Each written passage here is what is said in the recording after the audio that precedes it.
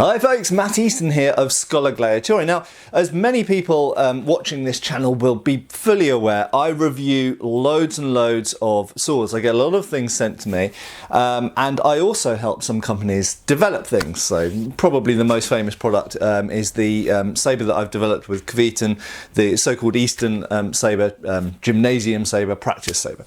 But I've developed various other things with other manufacturers behind the scenes and publicly in the past.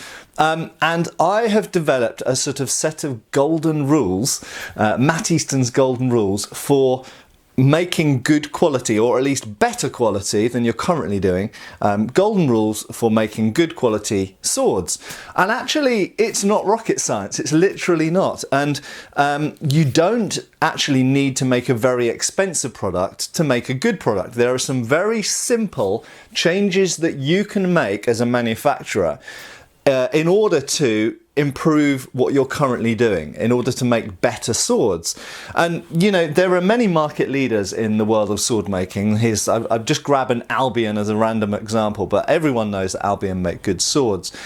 And fundamentally, whilst they have very good quality control and very good materials and very good staff and expertise and very good designs and everything else, fundamentally one of the reasons why they get it so right, why they produce such good swords, is by following these very simple rules and adhering to them and checking that when they make a product it meets all of those criteria.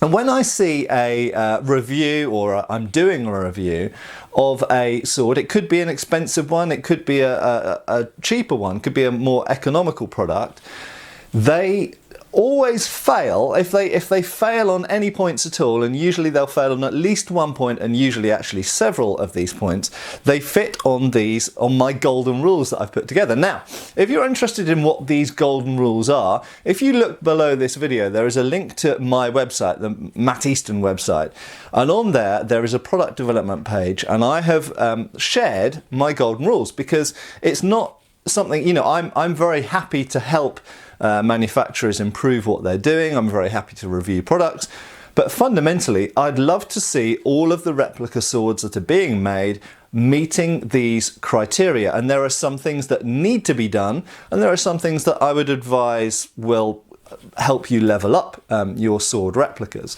So I've divided it into those two forms: things you need to get right and things that you could maybe think about changing that will make your product seem better or be better than it currently is, aesthetic basically.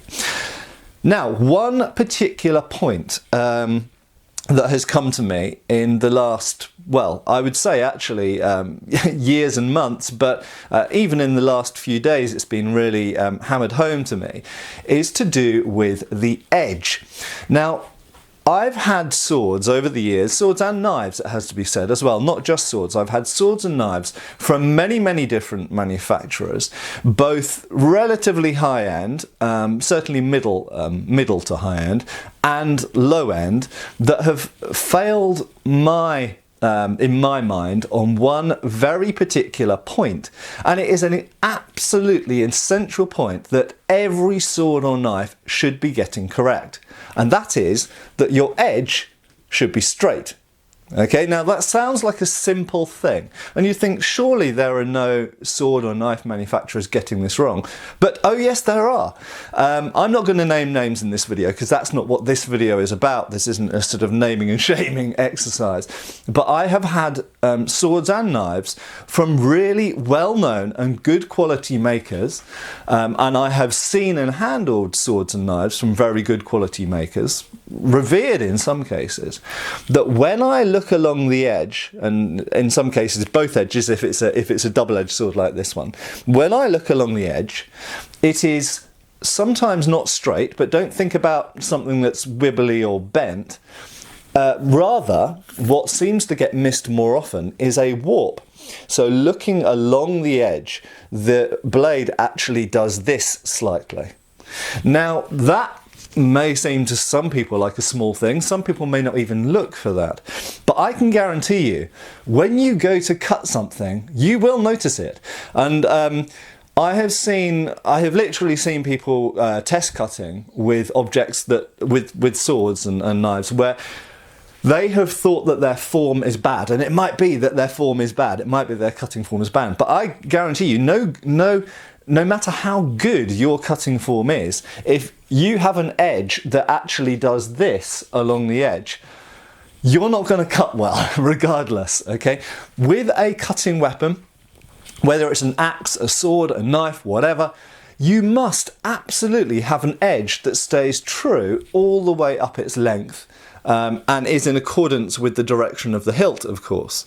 So it's absolutely imperative that the grip, preferably the guard, and the edge all the way up is in one straight line. And as I say, that seems like a simple thing, but there are literally dozens, I would say, of manufacturers of swords and knives where I have looked along the edge, and unlike this Albion, which is a perfectly arrow straight line, I look along the edge and it actually does this and twists. So go and have a look at those golden rules for making better quality swords, and you could apply it to knives as well. And also, please, if you are a sword manufacturer or a knife manufacturer, when you're quality controlling, when you're checking your product at the end of the day, and before you sign it off as yes, this is ready to go to market, just look up along the edge and check that it is a straight line. If it's not a straight line, what you've done is you might have produced a product that in every other way is great, but you've produced a weapon or a tool that will not cut properly. And that is such an important point on a weapon or an object that is intended to cut. If your edge isn't straight, it won't cut well. So thanks for watching. Go and have a look at that link below. Obviously give our Facebook and my Twitter a like. Give me a subscribe if you haven't done already. Give the video a like. Share it around, and I'll see you really, really soon for another video on Scholar Gladiatore channel. Cheers, folks.